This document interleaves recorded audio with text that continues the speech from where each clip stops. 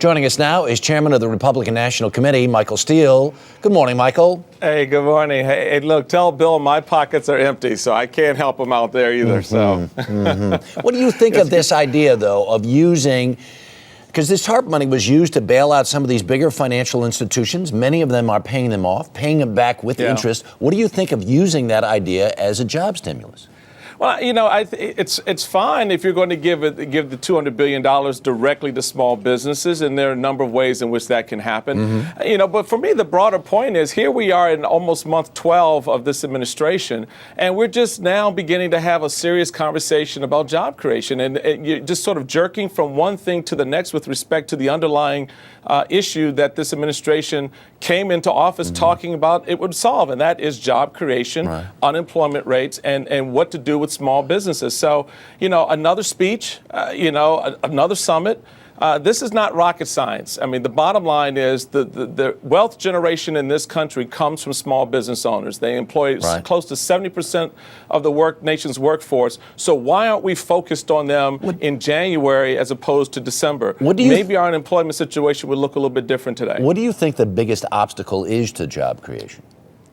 Well, the biggest obstacle is what you see in this health care bill, quite frankly. I mean, you're talking about the impact directly on small business owners through more regulation, more taxes, and other burdens that are embedded into this health care bill that's not being put out on the table. Small businesses, and this is why the chamber got in trouble, because they looked at the bill, they paid attention, saw the impact on its members, and they know the impact it's going to have on small businesses. And I don't know how you're going to create incentives for small businesses on the one hand when you're putting regulatory burdens and tax burdens on them on the other. Did you see this news, though, this morning, that the public option may in fact be dead, and that what the Democrats will really try to do is expand the reach of Medicare?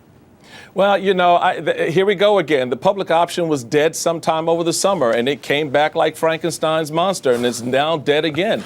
And I think the reality of it is, look, you've got the liberals in Congress who've made it very clear, no public option, no vote.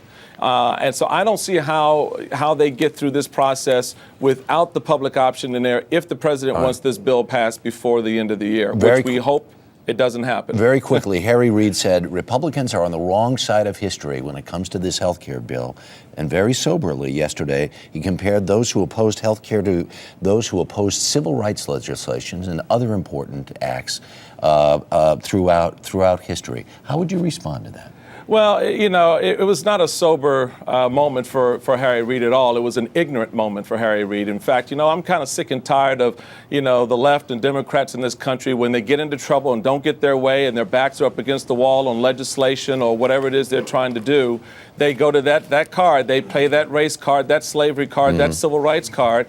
And this has nothing to do with health care. If you disagree, if you have a philosophical or political or you know, business disagreement with this administration or Harry Reid on health care, it has nothing to do with the historic roots of slavery. So it was an ignorant comment. Harry needs to go to the well of the Senate, take it back, and apologize for offending the sensibilities of the American people on something so important. Michael Steele, we thank you for your time this morning, sir.